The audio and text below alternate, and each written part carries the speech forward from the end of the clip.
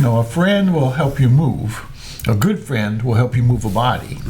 The birthplace of the Bohemian Revolution from Cowork 591 Studios. We are the Bohemian Reformation, and this is the Steve Brown Arts Center Podcast Network. Producer Blake Tempus and co-host Dale Rueber. I am Jim Gillespie, and this is the Jesup News for December 1st, 2024. I hope Blake got that words of wisdom from Dale on there as we got started. Yeah. Tonight we are sponsored by Mickey D's Pizza and Lobster. The Farrells are kind sponsors of the podcast, and they'll be at the Jesup holiday celebration right next to the pavilion. All right. Good place for them. Yep. You see, they got the Santa Claus box up, so if you want to write a letter to Santa, there's a good place to mail it right there on Young Street. Don't let me forget to put my letter in. Okay, make sure you sign it this year. Okay. I'm tired of getting all your stuff. Tonight we're going to talk about the start of local girls basketball. We're going to talk about the college football playoffs. And we're going to talk to a friend of the show, Keegan Smith. He is presently on his way from Chicago right now. We're going to look at the Jesup News. Dale has a number of things, including a little article he wants to share. We're going to talk about upcoming shows, and don't forget, next week or the following week we are live again. Mm-hmm. Well, yeah, we will record a week from this Saturday. Okay, it's on Saturday, isn't it? Yeah. I'm trying to think of the date. So Yes. it's 2, 3, 4, 5, 6 on the 7th. On the 7th. We'll be live downtown. So Yes. come on down and see us. So that we won't record that Wednesday. No. So we'll have a Wednesday off. Whatever will we do? I'll find one or two things. You can chase your dog around the yard again. I can. The Steve Brown Arts Center is a 501c3 nonprofit organization that has a vision for artists, young and old alike, to have the opportunity to better themselves while helping to build the skills of those around them. The long-range vision is to house a rural artist in residency program for professional and emerging artists in all areas of the arts and the humanities. Artists will be offered accommodations and studio space in exchange for a contribution of labor and maintenance of the buildings and grounds. So, gentlemen, let's go to work here. Do you watch college football, Dale? Yes, I do. Mainly Iowa teams. Right. Iowa State's got a shot at being in the playoffs. Yeah, that game, this last game was kind of the way they ended up winning by 3 points. It didn't look very good for them there for quite a while. No. After they lost that lead. But they're very tough, and they have a chance really to do something great if they can get this next win. So Yeah, that's right. It is strange. There's a 4-way tie for first in the Big 12 or Big 24 or what they are. There's so many teams in that. Yeah. They call it the Big 12, I believe. Well, the guy in the register today was talking about the Big 12 and the way they have it set up to pick the two teams, and he said it could end up being like a staring contest or a singing contest or something like that to decide, because it's not very clear the way it's all set up, and so it'll be interesting to see what they do. You know, it is. And the Big 12 doesn't have a lot of respect among college football fans. Yeah, well, since Texas and Oklahoma both left, right? Yeah, Texas and Oklahoma went to SEC. They claim out of the 12 teams that are going to go to the playoffs, that the SEC is going to send 4, the Big 10 is going to send 4. Oh, are they really? 4? Okay. And, well, that's what they claim. Yeah. But the Big 12 would probably get 1 if they're... Yeah. 2 if they're lucky, but probably just 1, right? Yeah. Then the ACC will send 1. You know, it's strange, but probably the only 2 teams in for sure are Oregon and Ohio State. Mm-hmm. Some people would argue Texas is 3. So there's 2 Big Tens, 1 SEC. Some people would argue that Georgia should be in. Georgia's lost twice and not had the year that they should, but there's 4. Texas A&M is 5. Indiana's probably in, although they got beat pretty handily by Ohio State last weekend. Yeah. Outside of those 2 conferences, Boise State is probably in. The weird thing is that the conference having the last laugh is the Pac-12. because Arizona State might win the Big 12. Oregon might win the Big 10. Yeah. So two Big 12 or two Pac-10 teams are going to go into different conferences and win. There's an article today about coaches' contracts, and one coach. There's only 2 teams in the Pac-10 this year. But there's a guy, he said if he wins the Pac-10, he gets so many thousands of dollars in extra pay. And then they said this whole layer of playoffs, because last time, like, say Kurt Ferentz coached the season, then if he goes to a bowl game, he gets another $150,000. But this year there's another layer in there. So some coaches, their contract doesn't reflect it. If they go to the playoffs and say and win and then go to a bowl game, that's 2 games extra that they've won, but their contract doesn't reflect that. Right. And so this whole mixing up has gotten some people, might be some interesting lawsuits or conversations at the end of the year. There might. So games to watch, the Iron Bowl with Auburn and Alabama. Alaska. Yeah, Auburn and Alabama. Alabama lost big time to Oklahoma in one of the biggest upsets of the year. I think Alabama was a 22.5 point favorite to win that game. Yeah. I'm not that I bet or anything. It's funny how often that half point comes into play in betting. You watch that, and those guys, they know. Oh, those gamblers, they know. It's incredible the knowledge they have, and they balance it out. Vegas balances it out. They make the money on what do you call it? The spread? Not the spread. I call it the vig. It's like you got to pay to bet. Oh, okay. A lot of times. Oh, I didn't know that, but yeah. Right. So they have the over and under numbers you can bet on. You can bet the over and you can bet under. on total score, and you can bet on who scores first and whether the first score will be a touchdown or a field goal or a safety, and you can bet on almost everything. Do you have that on your smartphone? No, I don't have anything like that. You're a smart man. Yeah. I don't put it on my smartphone either because I would use it. Yeah, and my uncle always said gambling money has no home, and so I have believed in that. He is, he is a smart man. I am an addict, Dale. Gambling when it comes to eating, when it comes to drinking soda. 40 ounces at a time. No, we're not sponsored by Dr. Pepper. I am an addict, and if I had that, what trouble I would be in. Yeah. I'm that way too, because I'm too emotional. Like I would bet on the Hawkeyes even if they were playing, the Chicago Bears or somebody. And I'm not very realistic in my when you pick your teams in the college basketball, you get the ranking, you try to make your bracket and everything. And I'm way too emotional with those things. A couple of years before I retired from teaching, I went out to Grandpa's farm out in West Virginia. My cousins live in Grandpa's farm, not far from the place where nitroglycerin was developed. Okay. And you come from an explosive area. Yeah, there you go. Yeah, see there? All right. And near Nitro, a casino was built. And the 26th, my cousin was bored, and he said, "Come on, let's go to Nitro." And I thought, well, what are we doing?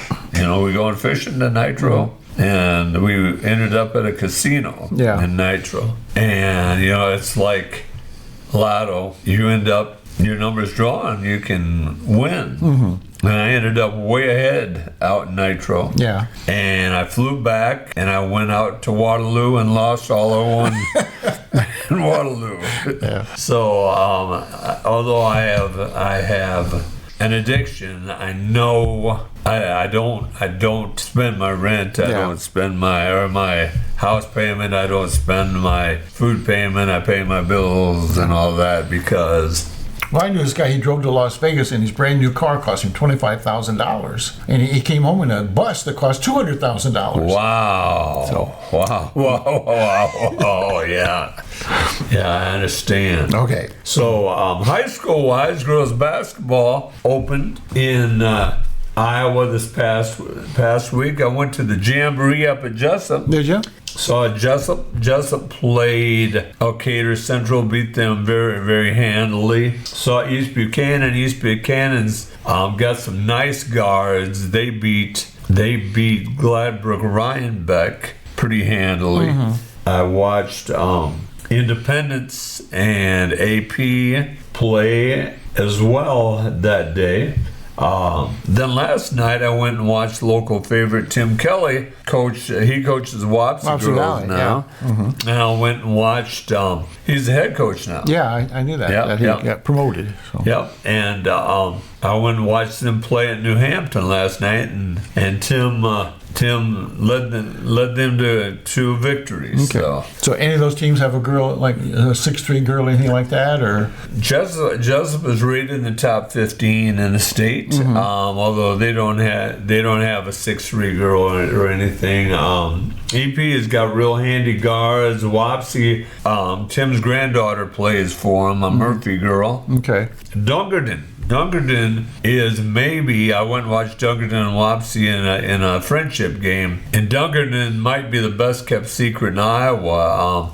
They got a fueling guard. They've got a Waskow playing. They got a McIntosh playing.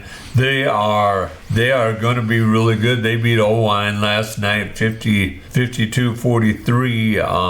1A went up, beat 2A there. Yeah. Independence girls are running the system. They're subbing 5 every 90 seconds. Okay. GR has got 2 long, lean girls. They got a Kennedy girl that her mother's name was Justina Mercer, and they used to live here in town. Okay, that name is familiar. Yeah, Mercer. you might have had Justina in class years ago.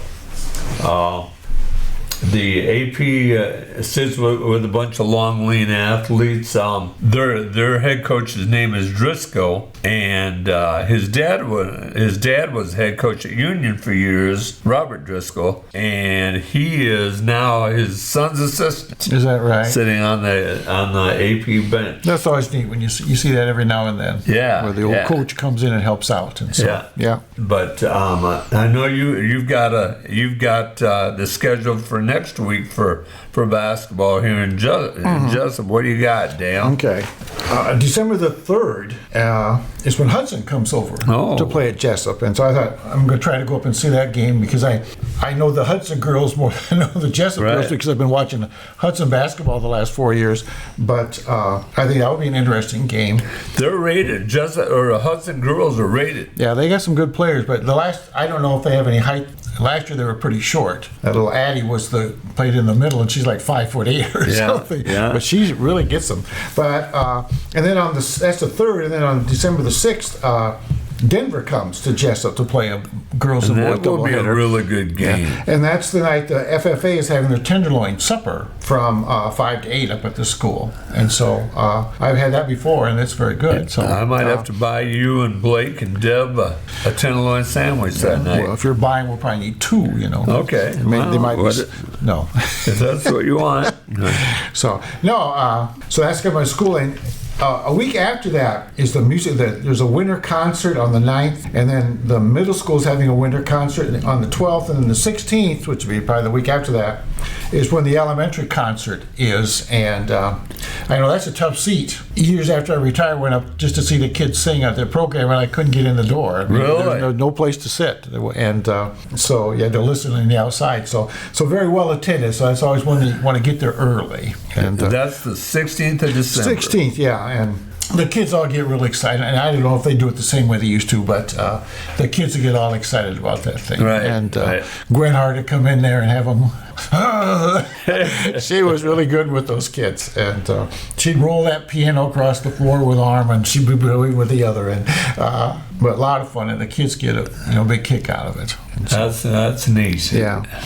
They're doing a nice job with the arts right now up at Jesup, and I think so. And to make things even better, they're not long from having their own auditorium. Yeah. Talk about art. Did you see the banana taped to the wall with duct tape? Got $6.2 million for it. I saw that. Yeah, some people have way too much money, and they said it's real easy. You just buy a roll of duct tape and a bunch of bananas, and when the banana gets too ripe, just take it down and put a new one. So Yeah. I honestly, I don't. I mean, I had trouble with spatter paint, but this is really bad to call that art. But I guess there's a statement in there someplace. But I just thought it was very interesting that somebody would pay that much money for it. Well, about the time Blake was born, I don't know if you remember, there was a piece of art with like a fish aquarium, but it was full of urine. No, I don't remember that. Yeah, and oh my God, that was about the time that Congress was throwing a bunch of money at NPR radio and throwing it at the arts, and they were, people didn't handle that well. Well, I wouldn't either. But I just wonder now, if you had to fill an aquarium with urine, would you save up, or would you invite your friends over, or how would you handle that? Have you ever, this question's for the audience, have you ever regretted bringing a topic up to your friends? Yes. Yeah, that would be, Yes. I saw a movie once where these soldiers were out in the desert, World War II, and I don't know why they had a girl with them, but the radiator ran dry, and so they had the girl turn her back, and they filled the radiator with urine so they could make it to the next town. They did. I'm not sure that would work, but apparently it did for them. But I don't know how. I don't know why anyone would consider that art, and we are trying almost as bad as some of those hotel swimming pools as far as urine content. Yeah. You're right. We're gonna have at least one artist, if not two artists, with us on the 7th, December 7th, during the live show. Okay. We will have their art for people to see, and Do you know where we're going to be yet? Or? well, right now it is still in the basement of City Hall. Okay. But if they don't have a meal down there, we will be live from here at Cowork 591 Studios. Okay. Kelly just doesn't know that yet. Yeah. Okay. Well, plenty of time, right? Yeah. Week and a half. But, We're waiting on now news from committee.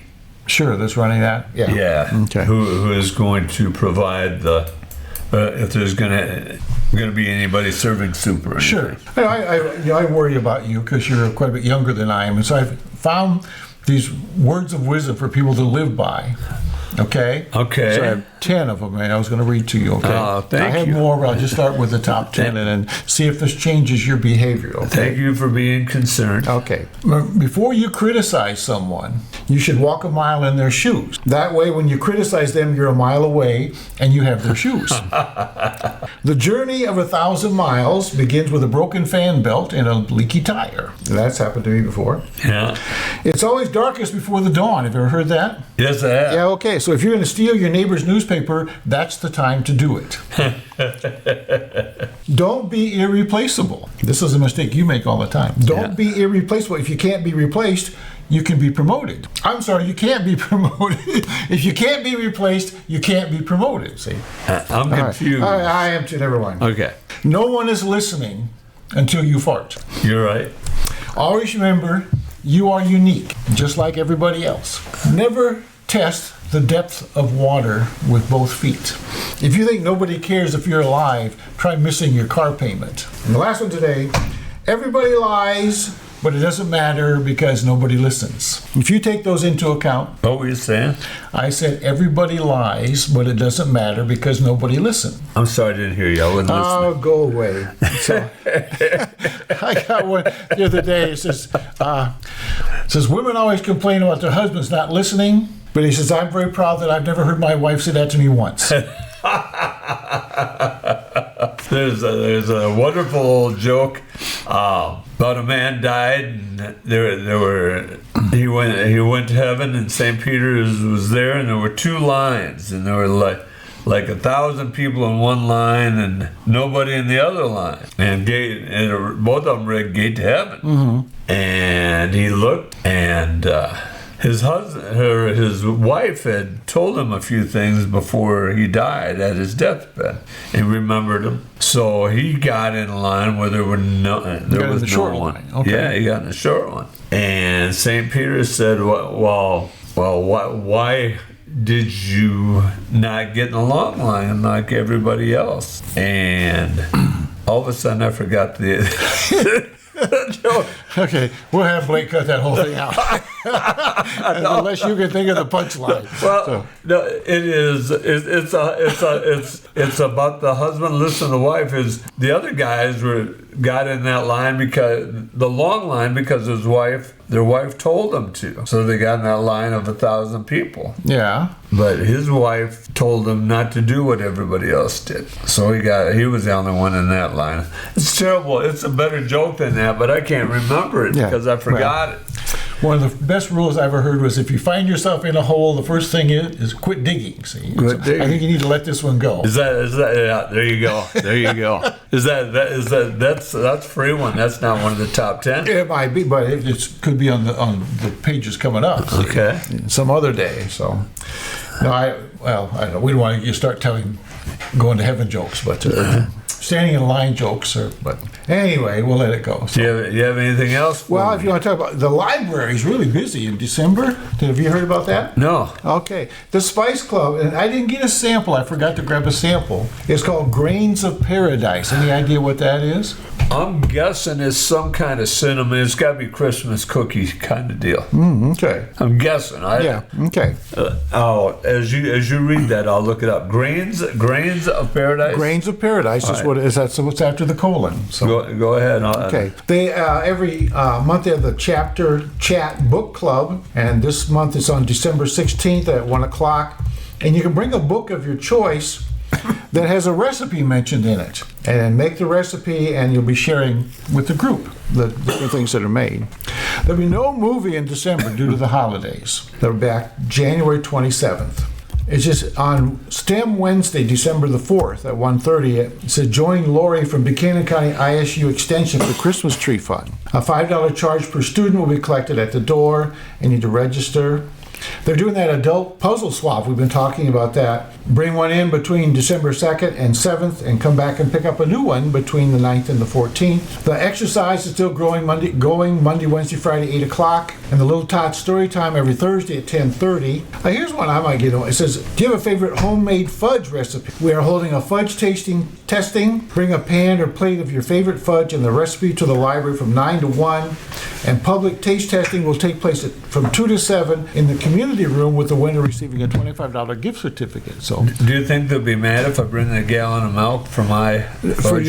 Well, I don't think so. No, I say you just settle in for the evening, right? You say, I'll have a piece of everything. So, all right. So, Grains of Paradise, yes, is an aromatic spice that looks like peppercorns with origins in West Africa and notes of cardamom, coriander, citrus, ginger, nutmeg, and juniper. Wow. Packing a light peppery heat using Grains of Paradise seeds is mouth-watering way to season myrade dishes. Okay. Define myrade. Is that like a lot of different dishes? I'm guessing so. Yes. Very good. Okay. But that I was way wrong. I thought it was some kind of cinnamon spice. Yeah. Here's nutmeg in though. Yeah. Nutmeg's good. So.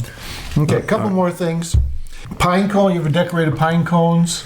You hang them on a tree, and sometimes people put peanut butter and seeds in it and feed the birds with those and everything. So they're doing that on December 12th and the 18th at 3:30. Be right after school. 2 opportunities to make a yummy Christmas treat. So this must be one that you eat. What do you got to bring? You don't have to bring anything. But if you're under 10, you have to have an adult with you. Oh. Or if you're under 10 or you're Gillespie, you must bring an adult. Repurposed Book Santa, December the 13th, 9 to 3. You can make a book Santa a come and go program that has supplies there all day.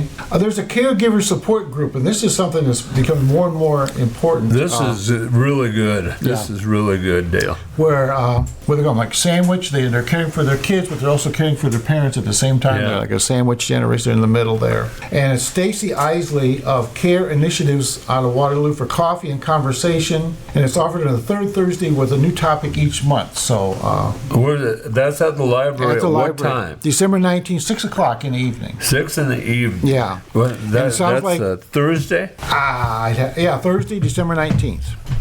And it sounds like she has a different kind of topic. Once a month she comes. So I've not seen her before on this, but that is so good. That's so important. yeah. And a couple more things. Christmas story time on Thursday, December 19th, also at 10:30 in the morning. They're having a special story time to celebrate the magic of Christmas. This is our regular story time hour, but will feature special music, stories, and snacks. Children are welcome to come in Christmas PJs and bring a favorite stuffed animal. And here's one we could go to. Monday, December 2nd is the Books and Brew at the Allerton Brewing Company at 6:30. And they're looking at a book called In 5 Years by Rebecca Searle. And I'm not familiar with that book. We have to read the book? I doubt it. If you can, if you drink a couple beers, you could fake it. See? Okay. And then the library is closed Christmas and New Year's. Christmas week will be closed Tuesday and Wednesday, and then the next week also Tuesday and Wednesday around New Year's. And so a lot going on at the library in December. So. You know, Dale, I was laid off now from Milroy's for the winter. Last week was my last trip for the season. I began a regiment, and I will tell you what it is, and we'll introduce our next guest. Okay. What I do every morning after I get up, first thing I make the bed, and then I take the dog for a walk and have breakfast, and then I journal for a half hour. Oh, do you really? Okay. I draw for a half hour, and then I read for a half hour. Okay. So hour and a half. Yeah. I feel guilty if I don't do that. Yeah. Yeah. So, do you have an audience in mind when you write in your journal, or like who's going to read this sometime, or you don't worry about that? No, Okay. I don't. Yeah. And I've The Amish Air Force. I'm on my fourth or fifth version of that. Okay. So yeah, we are joined by Keegan Smith. He just drove in from Chicago. So how are you, sir? I'm good, how are you? Good. Welcome. I don't know if you know Dale Rueber. He's a retired elementary teacher from Jesup, and Blake Tempus is a Jesup graduate that runs the show. So Cool. this is Keegan. You went to Jesup. Did you go 3 years to Jesup? I was here for 4 years. 4 years and like 3 weeks. So I came right before the summer of my 6th grade year, and I left for 11th grade. So I left in the summer of my sophomore year. Where did you live before you came to Jesup? I lived in Evansdale. All right. So I went to Pointer. So Waterloo Schools had a busing program because of the poor performance of the school district. Right. So you could actually go to a different, so I went to Lou Henry. Okay, As yeah, part of yeah. that program, yeah. Yeah. And I also went to Bunger for a year, and then when I went back to it, so then I moved back into Waterloo. We moved downtown, right across the street from the rink, Yeah. and went to West, and I'm a Waterloo West graduate, so I'm a Wahawk. Okay. So I'm not a Jayhawk, I'm a Wahawk. Whoa. And what do you think about the new school in Waterloo, or the 2 into 1? I don't have any crazy opinions about it. Okay. I mean, maybe it's good, maybe it's I think that honestly, like in terms of the disparity between the two schools, it's probably more pronounced than people realize. Like, I'm trying to think of really quantitative ways to demonstrate it, but there is a significant difference when you have 400 kids going to a school versus, well, it might not be 400, but there's a significant size disparity, and within the size, you can create economies of scale and create opportunities for kids to go further. Sure. Like, there's not as many opportunities here in Jesup because there's only, 90, 100 kids in a class. Yeah, I guess that. Yeah. I think More like 60 to 80 every now and then, yeah. we went a long time, and it was about 50 every year, and it is. I would guess it's between 50 and 60. Yeah. Yeah. Well, I would say in my own personal experience, I never would have accomplished any of the things I've accomplish without having, gone to Waterloo and gone to a bigger school and been motivated by that. And just there's more opportunities there. I was a page and a legislator my senior year, which is a program you can do. Yeah. Had no idea that it existed until I was at Waterloo, and it was on the announcements every week. So We've had Jesup kids do that though. yeah. So when you were a page, did you work for one of the certain parties, or did you work for? I mean, were you like in the page pool? Yeah. Pool. So it's all nonpartisan. Yeah. The whole program now. So the House and the Senate, they're a little bit more partisan in that, like, essentially the people that run the program by the legislative leaders, and those are partisan. Yeah. People. Obviously, they're either Republican or Democrat. So there's maybe more of a sense of partisanship in those. Explicitly, you're not supposed to be partisan. Sure. And I think younger kids, you can generally imagine what their political leanings are. I actually was a page for the LSA, the Legislative Services Agency. So they're basically the bureaucrats that write all the bills. They're the lawyers that do all the legal work behind the scenes to facilitate your policy dreams. Yeah. And they're very explicitly nonpartisan as well. It's a great agency, and they do a lot for actually both parties. They do the budget forecast and all that kind of stuff. Yeah. So. Did you get any financial supplement for that?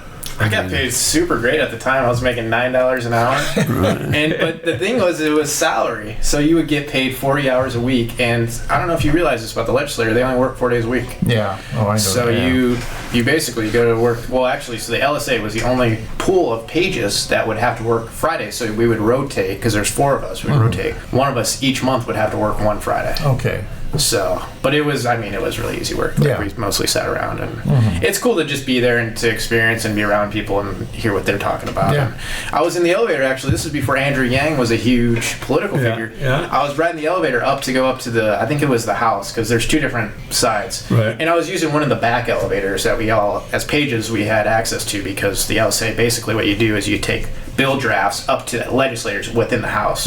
And so you take kind of a back elevator. While I was going up in the elevator, and it's Andrew Yang. Wow, that's kind of incredible. This was before he was actually a very notable guy. But, But yeah, you kind of run into people that way. Yeah. So I wonder what kind of support he got from Iowa legislators. It would be interesting. somebody had his book. That's what he was doing there. Somebody had his book, and so I think he was just meeting whoever that was. I don't know. In terms of endorsements or whatever. This was, to give you some context, this was the spring of 2019. Okay. So this is right before the big ramp up of the caucuses, and then obviously there was a big debacle. But He was he might have been the first to come out and say he was running. I think John Delaney beat him. Did Delaney beat him? But you know what? He's one of the first ones. Because he had a lot less momentum. Delaney's worth, I think. Well, Yang did well for himself, but Delaney is like a billionaire, and he made his money in healthcare, actually. Yeah. Funny enough, but he's a big, moderate Republican. We're gonna bring the 2 parties together and marry him. So dinosaur Republicans, they're all dead except for him. So. Yeah. The moderates. I'm sorry. Go ahead. No, that's all right. So you went from the legislators then to college where? Well, I went to Mississippi for a semester, and then I actually got lost for a couple of years, and then now I'm going to graduate in December. So I've been at UIC now, so University of Illinois Chicago. It's right downtown, basically right downtown. It's in the West Loop, which the Loop is downtown. Yeah. The West Loop is So why did you go to Mississippi? Oh, I just had crazy dreams and fascinations. But I think also, I just really didn't know what I wanted at the time. So I think I wanted to, leave here in this state. Not specifically Jesup or Waterloo, but just, the state of Iowa. Yeah. And I didn't necessarily know what I was looking for. I realized Mississippi is kind of Iowa, but, with less money and thicker accents. So. Yeah. To me, Mississippi's the kind of state where people leave to find themselves. Nobody goes there to find themselves. Yeah. I think, Ole Miss is a liberal arts institution. I went to engineering school. I went to Mississippi State University. Oh, so I think Mississippi State. That's in what city is it? Starkville. Starkville, yeah. Starkville. Yeah. So actually, Mississippi State's in its own city. It's Mississippi State, Mississippi, but technically it's the city of Starkville is the college town. Yeah. Oh, okay. They have a unique local government arrangement in that state, as with all things. Yeah, so it's sort of like Disney down in Florida. Exactly. Yeah, it's yeah. exactly the same. Yeah. So you went from Mississippi to Chicago. Well, I came back here for a year and a half. I was here for a year and a half in between, and then I've been in Chicago now. I've lived there for 3 years. And so, in the meantime, though, I've interned while I'm in college at a pretty notable foundation. They do $60 million in grants every year, so pretty big. Interned at Capital One this summer, and then I'm going to work in healthcare, doing IT for electronic health records. So that's kind of like, what I've been up to, in addition to, I guess I go to college on the side now. Yeah. But now, is this the Chicago school where the little old nun is there with the basketball team? that's DePaul. That's DePaul. Is it DePaul? No, it's Loyola, yeah. Yeah. Oh, it's Loyola. That's Okay. Loyola, yeah. Loyola of Chicago, though. Yeah. I drive through Loyola once a week. I have a doctor up in Rogers Park I go see. Oh, okay. So, yeah. It's a neat drive at Lakeshore Drive. I don't know if you've ever been. Lakeshore Drive, yeah. Yeah, it's beautiful. very nice, yeah. Beautiful scene. $1 Million Mile. And Yeah. Yeah. Actually, I heard a rumor that the guy that designed that road killed himself, and I wouldn't be surprised with the traffic on that road. Just because, who decided to put a stoplight on one of the busiest highways in America and one of the biggest cities in America? yeah.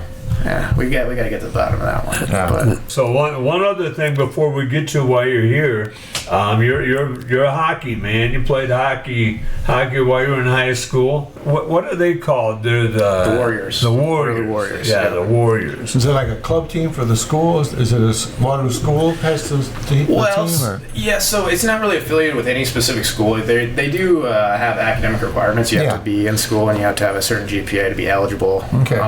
But it's sort of like, it's not sanctioned through the state of Iowa in any specific way. They play in the Midwest High School Hockey League. Okay. So they played, there's 2 Des Moines teams, there's a team in Kansas City, there's a team in Omaha, there's a team in Cedar Rapids, Dubuque, Mason City. So yeah, it's kind of like, it's a bit of a step below the Blackhawks. The Blackhawks are tier 1 junior hockey, so a lot of those guys, almost 98 or 99% of those guys go on to play Division I college hockey. Yeah. Because it's the best junior hockey in America. Now that's going to change because they're actually allowing Canadian junior hockey players to go play in the NCAA, because essentially before they weren't allowed because they're paid like a small amount of money in Canada because they bring in revenue. So I think in Canada they kind of figure like, oh, we shouldn't just like have this system where Free you're labor, making all of our money and you're not getting any of it. So I don't know, they have different conception of the value of people in Canada. But so I think that's going to really change the dynamics of the competition with the Blackhawks, and I think they'll still be somewhat competitive league. Like you see, like Joe Pavelski played for the Blackhawks. He's like the most notable, but there's other like big professionals. Brock Besser. I know Shane Bowers is technically in the league. I'm trying to think.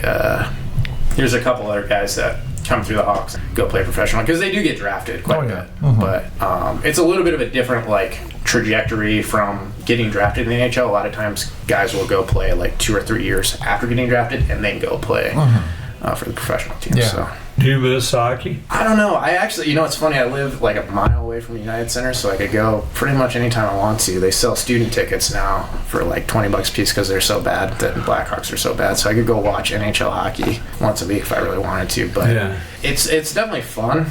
I still enjoy it when I like get the chance. I don't think I've played in maybe a year and a half. So do you get beat up pretty much, or? Well, like back in the day, you get beat up a little bit. If you're playing now, I'm not old. I'm very young. I'm 23, so I'm very young. But the guys I would have the chance to play against are not looking to, beat each other's brains out. Yeah. Like, it's not really that style of play. You ever see Slapshot? My grandma got me slap shot for my 3rd birthday.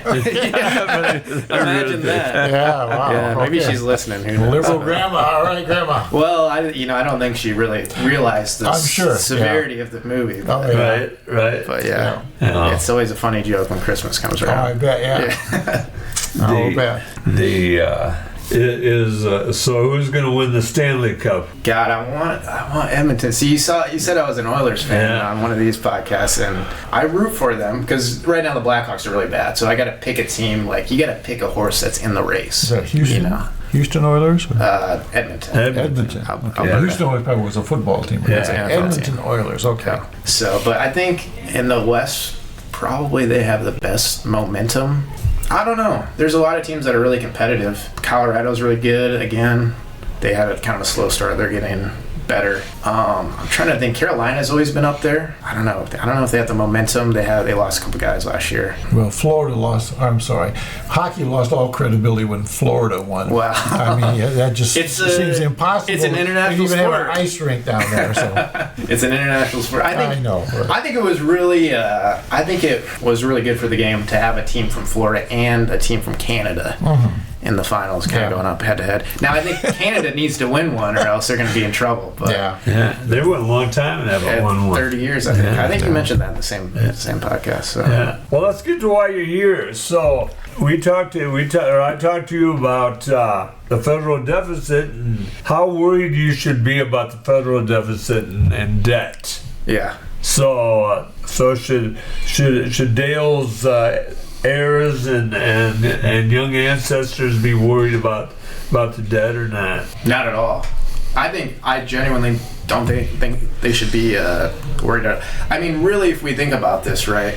Because we have this kind of misnomer of like, well, our grandkids are going to have to pay off this $36 trillion, and it's just not true. Yeah. We pay interest expense every single year, and I think right now it's at 14% of our expenditures. Now, I think that there's a point in time where you get where the deficit is chasing goods that aren't there. So what you want to do with the deficit is essentially, there's a saying that there's an economist that I listen to, and her kind of wisdom on this is like, you can't run out of money to spend, you can run out of goods to buy.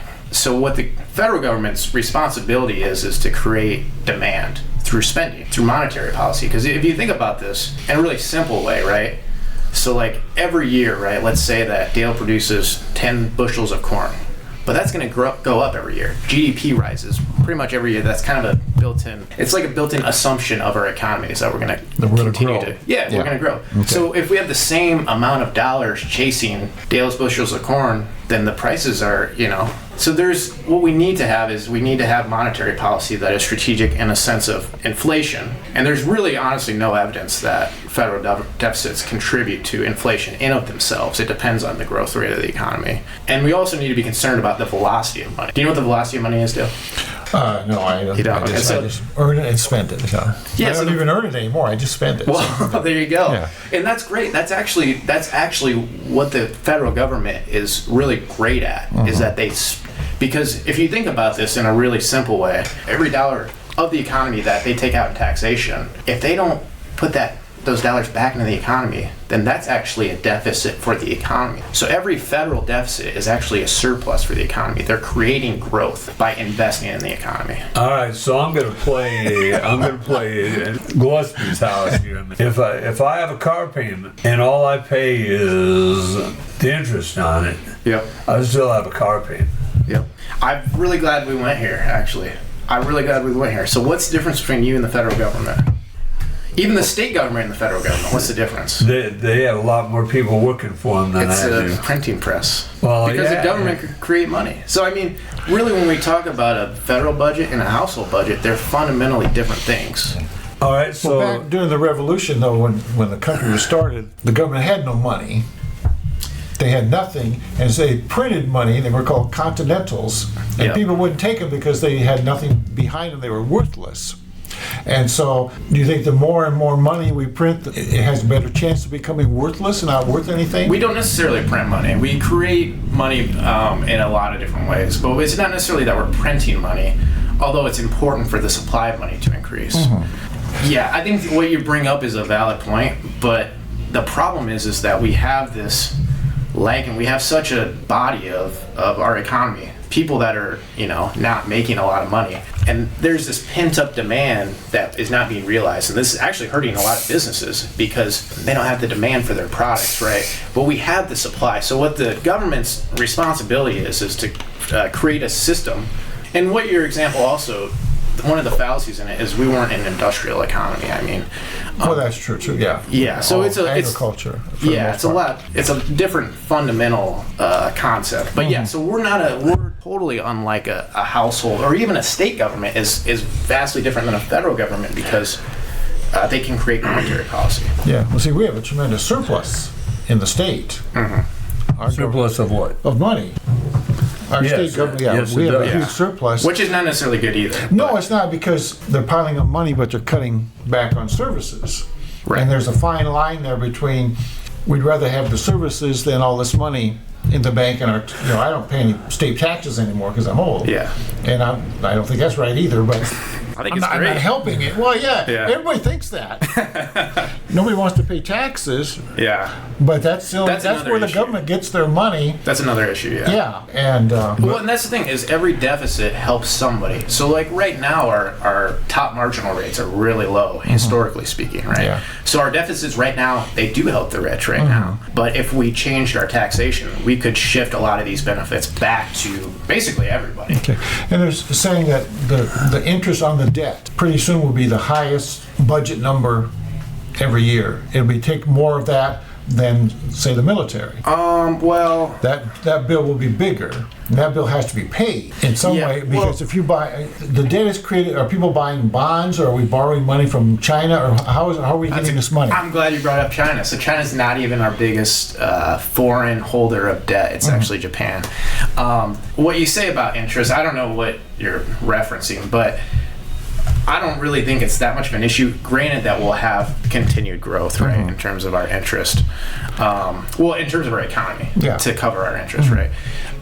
Bonds are one way that we raise money. And who owns government bonds? A lot of it is owned by U.S. house, like people. Sure, Like, yeah, that it's a way of saving money. yeah, exactly. If you have a pension Yeah. fund or a mutual fund, right? It's called the risk-free rate of investment. As you Yeah. invest in a government bond, because it's almost guaranteed that they're gonna pay it back, right? Yeah, as long as there's a country, yeah. Yeah. Well, exactly. Yeah. So I think that's what really underlies like this notion that our interest is going to be out of control. One, the Treasury dictates interest rates, so that's one way you can control. Also, I think there is like an important aspect of it is deficit spending creates growth. And that's essentially like, if we don't have growth, then yeah, we might have a problem with inflation. But right now, the resources are so aggregated, and such a tiny percentage of the population, that's really what's causing a lot of the underlying issues. And inflation, I think recently, you can say like, oh, we spent a bunch of money over the last 4 years, and that's why we're seeing a lot of inflation. That's really not true. Because if you look at other developed countries, like our inflation rate's only like 13th. Yeah, and it's not bad.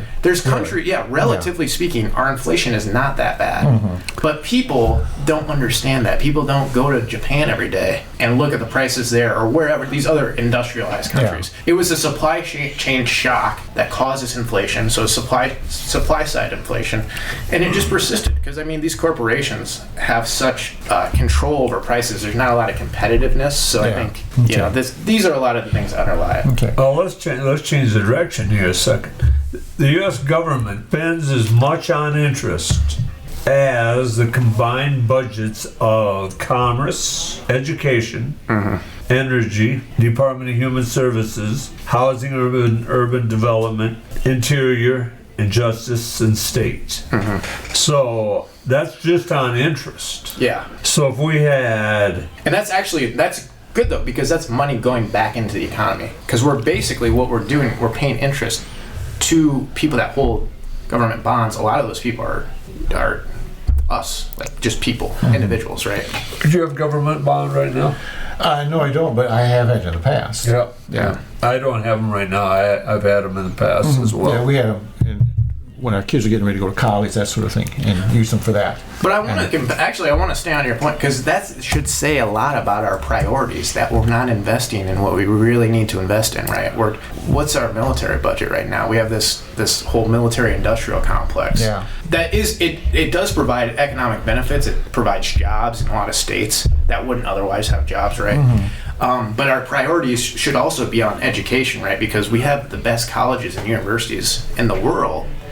And how do they become so great? One, through public investment, but a lot of these colleges are also private, so we do grants for research, right? And that's another way that we stay competitive. So like comparative advantage in the world stage is in large part education and military as well. But Okay. You read about a college like Harvard, billions of dollars maybe in their endowment fund. that's different though, yeah. Yeah, and I know, Yeah. but they don't spend it though. It doesn't seem like they don't. Yeah. They're building and they're taking contributions, but they don't spend it. Yeah, that's And it seems to me like they could give out a whole lot of scholarships that they're not giving out. If they had, $5 billion or whatever, that's a lot of money. Yeah, actually, if you make less than $150,000, which is probably like 98% of this entire county, even Blackhawk County, right? And you go to Harvard, it's free. You don't have to pay anything. Same thing at University of Chicago, which is one of the prestigious universities here in the Midwest, and then every Ivy League school, because I think University of Chicago's not Ivy League, but pretty much. You got to get in there though. Yeah, well, that's another thing. Yeah. I think they've recognized that, like, they have a talent pool issue where like kids can't afford to go to college, and they've kind of remedied that through these kind of programs. So. But it's just so large, and it's I've been in organizations where we had a fund, people donated. And the fund kept building. Yet every year the organization kept asking people for more money, even though they weren't spending down what they already had. And they weren't saving for any big project, they just didn't spend it. It sounds like you asking for money. It sounds like you like government deficits. Because that's the issue with a balanced budget. I guess I wasn't going there, but I know you were, but see how I did that? Yeah, it's pretty good. Yeah. But my point is, if you got enough, why do you keep asking for more? Yeah. Like if you're Harvard and you're maintaining a $5 billion endowment fund, why do you keep asking for more? Well, because it keeps going up, Dale. I mean, it's like because teachers need more money. There's a reason we ask for a raise every year. Yeah, but this is just the endowment. Okay, yeah. And they're not spending it down; it's staying constant or growing. Yeah. And that's the kind of thing. But something else I read about. It's like the government, it's not part of the deficit. They don't figure it as part of the deficit, but the government has borrowed from itself to the tune of $5 trillion or more. $7 trillion. And a lot of that. This is great. Huh? This is great. You're bringing up my points. Okay, but a lot of that money they borrowed out of funds that they had, like Social Security. Yeah.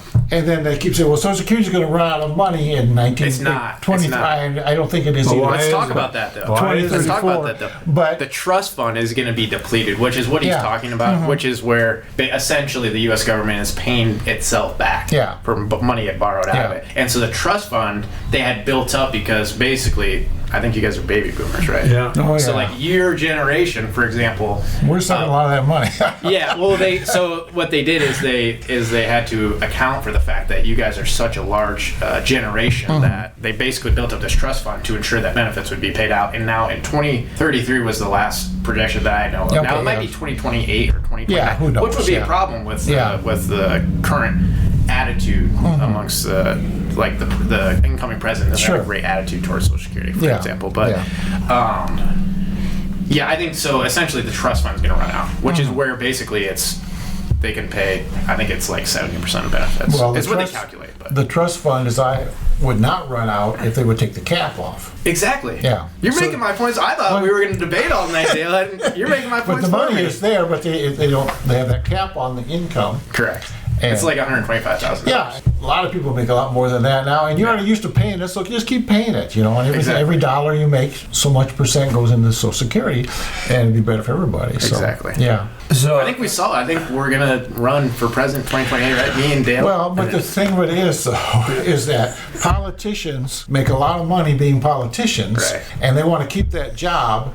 And one way they keep that job is by spending money on their constituents, but not taxing them. Right, exactly. Yeah, that's a big issue. Yeah, that's what gets me is that we are spending way more than we're taking in. And just like in your household budget, you cannot maintain your household over many, many years with that kind of thing going on. So. I disagree with the last part, but I think you're correct in some respect of like our top earners are not taxed to the degree they should be. Yeah. Because essentially government in of itself is just a redistribution of resources, right? Yeah. That's the whole concept that underlies it. So I think in a lot of ways, like if you don't tax top earners, then you're not getting the efficiency on that you need to. Well, I'm not asking to tax them anymore. I'm just saying take the cap off and pay. I'm just talking about Social Security now, though, but just pay the regular Social Security rate on every dime you make every year, and well, the argument is those top earners will pay too much. Well, no, they will stop working hard to make money because they don't want to. They will never stop working hard to make money. But that is the argument. That's the whole thing is making money. MIT did a study and they said essentially this is not on social security tax, but you could raise the top marginal rate to 70% without seeing any kind of decrease in productivity of people that would be impacted by these taxes. So I think, So if I had to pay $5,000 a year more in taxes than I do now, it would not change my lifestyle one bit. I would not deprive myself of anything. Okay? And these other people that have money like that are not poverty stricken, they're in the same boat. You could tax them more and it wouldn't hurt them a bit, except they just squeal like hell because they don't want to take their money and give it to the government that's doing so much for them. You know, you're living in the greatest country, but they don't want to pay. They don't want to pay the freight. And it's been that way since the beginning, since the Whiskey Rebellion. They don't want to pay taxes. So it's tough. But the money is there to straighten this out. We can create the money too. Yeah, well, there's a lot of ways we can do it. Yeah. The biggest thing with the deficit is you have to have demand match what your supply is. So you have to, in order to do that, you need to deficit spend. Yeah. The product, like so much of the products, like Diet Dr. Pepper, you spend $4, all you get is a burp. You don't get no vitamins, no minerals, no caffeine in some of it. You get nothing but a burp. And so there's so much of the economy based on stuff that you don't really need. You know, if somebody makes a refrigerator in their factory and sells it, you say, yeah, that's good, you know. But if you're making Diet Coke and you're selling billions and billions of dollars worth of Diet Coke that's actually worthless in a practical sense, I think that's the kind of stuff that we're buying and we really complain about. Do you know degrowth? Maybe a little bit. Like, it's just a theory about like the nature of our economy. Like, it's degrowth is like a concept. We have this kind of trap mindset that we're always in a need to like grow the economy. Right. But degrowth kind of postulates like, oh, we actually have what we really need, but we're just choosing the wrong priorities, like Dale's saying here. It's actually kind of a communist idea. I'm kind of surprised at you. We'll see. I might get in trouble here. As soon as they don't like what you say, they're calling you a communist. I didn't say communism was bad. That's the way they work. So. I didn't say communism was bad. So the trouble is it doesn't work, though, Keegan. It is a problem with communism. Well, that's your professional opinion. Actually, if it was done right. It can't be done right. It can't be done right. This feels like a 10th grade history class right now. Well, that's about our level. I will play the mediator. We don't have time for this tonight. So I don't like it when you get people on here that are smarter than we are. I mean, this is terrible. So you're saying us old people don't have to worry they can't take our Social Security away? Anything can happen. They shouldn't. I don't know if we're going to put 25% tariffs on anything. I mean, that's stupid. This is kind of just, it's to me, it's not necessarily about it being stupid or wrong, although I think tariffs are really bad for the economy. Talk about inflation. Yeah. Tariffs are a great way to ramp up inflation, right? But I think if your policy is just say, well, we're just going to put 25% tariff, like, you just pull that number out of the thin air. I mean, that's not a lot of strategic thinking going on there, you know. Especially when you consider, like, a lot of companies that are going to be hurt by tariffs are actually American companies that operate in foreign countries. Well, if you see the people that are going to be running the government that have been, proposed, like, there's not a lot of strategic thinking going on. Well, there, so, and I would actually argue, we had a guest on here before that was talking about Elon Musk, excited about Elon Musk joining the government, cut all this spending that's unnecessary. I think you would be really surprised the amount of unnecessary spending. I mean, if you want to cut the military budget, then you might find $200 billion of corporate profits that you can cut out. But you can actually, a lot of bases have a problem with food security. So, like, it's just about priorities, but, like, this idea that the government's a big pit of wasteful spending is just kind of silly, to be honest with you. Though it was the Defense Department, they cannot make their audit. They had to audit recently. There's a big, they don't know where the money is. Billions of dollars they can't account for. They have no idea where it went. Well, I mean, Boom, got it. That's how he makes his living. So it is, and here is some unsupported speculation. Okay, so that's the best kind. So so nobody can argue with you. That's so you cannot tell me that the U.S. does not have grafting, and certain people do not graft some of those millions of dollars off of. Well, that's the thing is, so, like, the good analogy is, like, we always talk about these holes, like deficit holes or, like, holes in the budget, like $22 million hole. Well, if you think about, if you literally dig a hole in the ground, that dirt doesn't just evaporate into space. You know, the dirt goes on to the top of the soil, right? So like you're saying, if you dig a hole, it goes to somebody. You just It's have gotta to be figure out somewhere. where it's going. Yeah. Yeah. And that's part of my point with the deficit is that right now our priorities are not aligned because we have these big tax cuts at the top.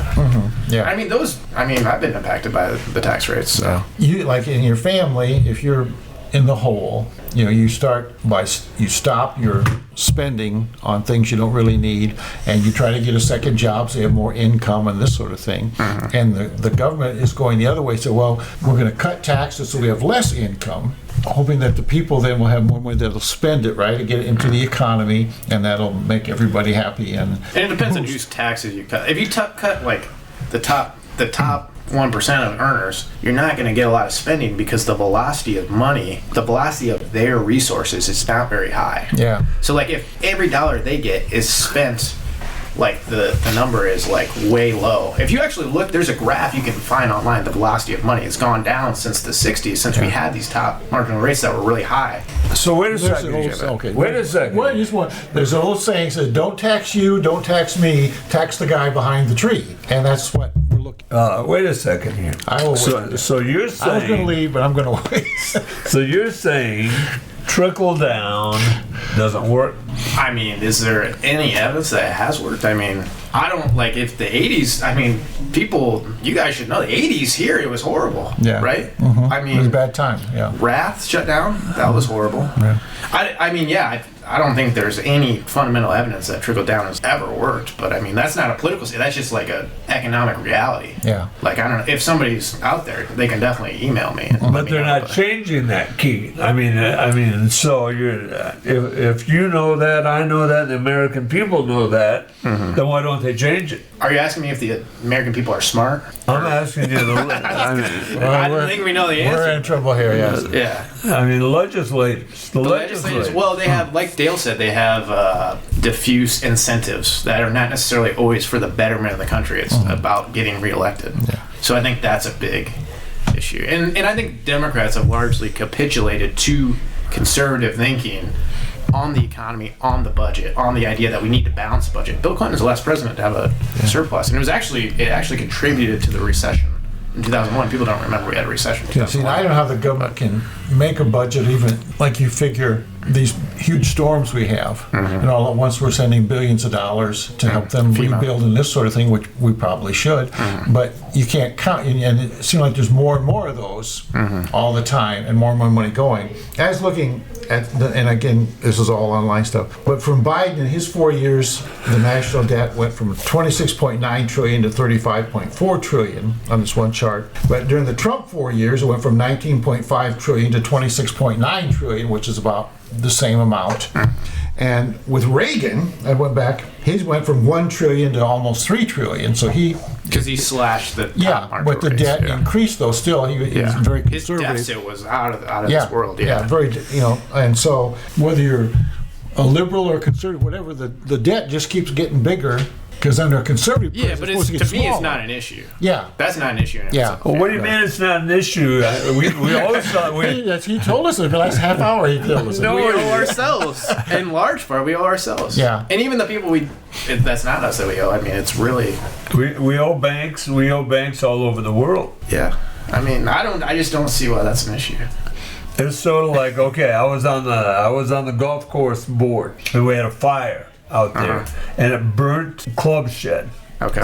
Or not a club shed, Cart shed. a cart shed. Yeah. Right. I mean, and we had to build a cart shed, and we didn't have the money. Right, but the difference is the federal government creates money. They have sovereign control over their currency. Well, So, I mean, I had and it's the strongest, like everybody wants to do business in U.S. dollars. So, like, that gives us a huge advantage to have a lot of leniency with our fiscal policy. And we're not taking it, well, we are actually taking advantage of it, but people don't understand that that's actually good. Sounds good to me. Hopefully I convince people. We'll have to do a poll. I hope you go into government. I don't know if I want to do that. Yeah, well, So I you don't blame changed your but- mind. I thought at one time you wouldn't mind being in government. I like working from 9 to 5. It's great. You know, Yeah. Well, you can't tell me.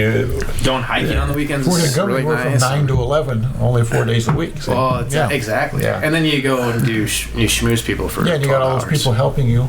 I The government's paying, you don't have to pay them. And I guarantee you, a senator and a representative at the federal level fewer days than a teacher does.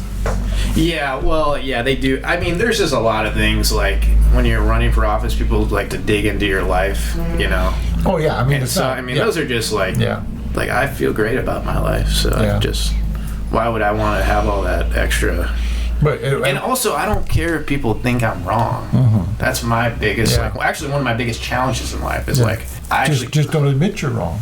Ever. well, it's not necessarily that. It's just about it's about forcing people to have, you know, bring receipts. Yeah, See, you don't need proof anymore. You just need to Except, well, that's the problem. just keep denying, you know. I didn't do anything wrong. But we have such a mentality in this country politically that I don't think I would be a very successful Oh, candidate. I don't know. And the more you lie, and Maybe I should just. it used to be if you had a girlfriend, you were kicked out of the presidential race. Just one girlfriend, and now they do all kinds of stuff, and we still love him, you know. So I don't understand it, but okay. This has been a very interesting conversation. I'm glad you came. So All right. Well,